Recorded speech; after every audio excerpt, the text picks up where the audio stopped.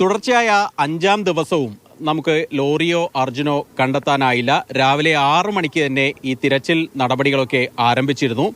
NDRFും അതുപോലെ തന്നെ SDRF, navy ഉൾപ്പെടെയുള്ള അഗ്നിശമന സേന ഉൾപ്പെടെയുള്ള സംഘാംഗങ്ങൾ എല്ലാവരും ഒത്തുചേർന്നായിരുന്നു ഇന്നത്തെ പരിശോധന നടത്തിയത്.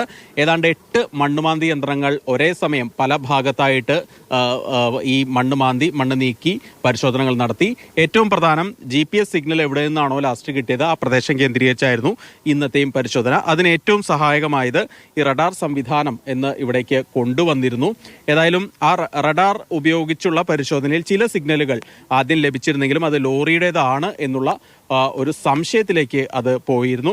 എന്തായിരുന്നു ഇന്നത്തെ ഈ റഡാർ പരിശോധനയുടെ ഒരു ചിത്രം? നമ്മൾ രാവിലെ 5 മണി മുതൽ ഇവിടെ ഉണ്ട്. ഓരോ ഉദ്യോഗസ്ഥർ അങ്ങോട്ടേക്ക് പോകുമ്പോഴും വരുമ്പോഴൊക്കെ വലിയ പ്രതീക്ഷയിലാണ് നമ്മൾ നിൽക്കുന്നത്. കാരണം നമ്മൾ ആഗ്രഹിക്കുന്നത് പോലെ, കേരളം ആഗ്രഹിക്കുന്നത് പോലെ ഒരു വാർത്താ വിവരം വരും എന്ന് തന്നെയാണ്. ഈ റഡാർ സംവിധാനം കൂടി ഉപയോഗിച്ചുള്ള തെരച്ചിലിൽ വളരെ പെട്ടെന്ന് കണ്ടെത്താൻ കഴിയുമെന്നാണ് പറഞ്ഞിരുന്നതും. പക്ഷേ ഇവിടെ ഇപ്പോൾ ഈ അപകട സ്ഥലത്തേക്ക് വരുമ്പോൾ റഡാർ സംവിധാനം അത് ഉദ്ദേശിച്ച രീതിയിൽ പ്രവർത്തിപ്പിക്കാൻ കഴിയുന്നില്ല എന്നതാണ്. അതായത് ഈ മണ്ണ്, കല്ല്, വലിയ പാറകളൊക്കെ ഇളകി വീണത് കൊണ്ട് തന്നെ റഡാർ സംവിധാനം കൃത്യമായി ഉപയോഗിക്കാൻ കഴിയുന്നില്ല. അതായത് പരന്ന പ്രദേശങ്ങളിലൊക്കെ കാര്യക്ഷമമായി ഉപയോഗിക്കാൻ കഴിയുന്ന വിധത്തിലുള്ള റഡാർ സംവിധാനമാണ്. ഇത് ഉപയോഗിച്ച് കഴിഞ്ഞാൽ ഈ മണ്ണിനടിയിൽ 4 മീറ്റർ താഴ്ച വരെയുള്ള സ്ഥലങ്ങളിൽ എന്തൊക്കെയുണ്ട് എന്ന് കൃത്യമായി ഡിറ്റക്ട് ചെയ്യാൻ കഴിയും എന്നാണ് ഇതൊക്കെ സംഘം പറയുന്നത്. പക്ഷേ ഇവിടെ ഈ ഭൂഘടന ഇങ്ങനെ ആയതുകൊണ്ട് തന്നെ അത് 2.5 മീറ്ററോളം താഴ്ചയിലുള്ള സാധനങ്ങൾ എന്താണ് എന്ന് മനസ്സിലാക്കാൻ മാത്രമേ കഴിയുന്നുള്ളൂ എന്നതാണ്. അതായത് തന്നെയും ഈ മണ്ണിന് മുകളിൽ നമുക്ക് നേരിട്ട് അങ്ങനെ പരിശോധിക്കാൻ കഴിയുന്നില്ല. അവിടെ ഒരു സ്ട്രെയിറ്റൻ ചെയ്തതിന് ശേഷം ഈ ഡിറ്റക്ടർ ഉപയോഗിക്കുക എന്നതാണ്. വളരെ ശ്രമകരമായ ഒരു ദൗത്യം തന്നെയാണ് നടന്നു വരുന്നത്. സിഗ്നൽ കിട്ടിയപ്പോൾ ഒരു വല്ലാത്തൊരു പ്രതീക്ഷയൊക്കെയായിരുന്നു. പക്ഷേ പിന്നീട് അതിൻ്റെ അധികൃതർ പറയുന്നത് അത് കൃത്യമായിട്ട് അങ്ങനെയുള്ള ഒരു സിഗ്നൽ ആയിരുന്നില്ല എന്നുള്ള കാര്യമായിരുന്നു.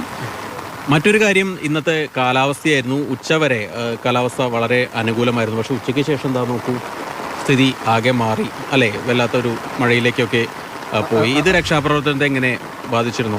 അതായത് ഈ മഴ ശക്തിപ്പെട്ടതോടുകൂടി കുറച്ച് സമയമെങ്കിലും രക്ഷാപ്രവർത്തനം നിർത്തിവെക്കേണ്ടതായി വന്നു എന്നതാണ് ഇന്നത്തേത്. കഴിഞ്ഞ ദിവസങ്ങളിലൊക്കെ നമ്മളത് കണ്ടതാണ്, മഴ എങ്ങനെയാണ് വെല്ലുവിളിയായി മാറുന്നത് എന്നത്. ഇന്നും ഉച്ചവരെ മഴയില്ലായിരുന്നെങ്കിലും ഉച്ച കഴിഞ്ഞ് മഴ ശക്തിപ്പെട്ടപ്പോൾ കുറച്ച് സമയമെങ്കിലും രക്ഷാദൗത്യം നിർത്തിവെക്കേണ്ടതായി വന്നു എന്നതാണ്. കാരണം ഈ മലയിടിച്ചിലുണ്ടായ സ്ഥലത്ത് നമ്മൾ പോയപ്പോൾ കണ്ടതാണല്ലോ, അവിടുന്ന് വെള്ളം ഇങ്ങനെ കുത്തിയൊഴുകി വരികയാണ്, വീണ്ടും മണ്ണിടിയാനുള്ളൊരു സാധ്യത നിലനിൽക്കുകയാണ്.